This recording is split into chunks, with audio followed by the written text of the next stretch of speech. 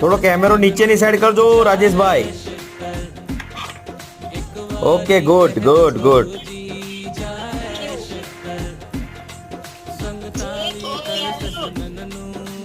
ચાલો ફરી એકવાર પ્રશ્ન રિપીટ કરું છું.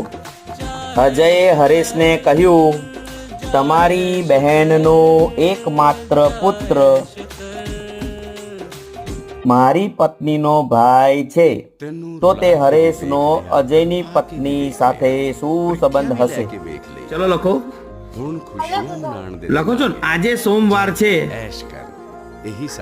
તો 65 દિવસ પછી 65 છગડ 65 દિવસ પછી કયો વાર હશે? આજે સોમવાર છે તો 65 દિવસ પછી કયો વાર હશે?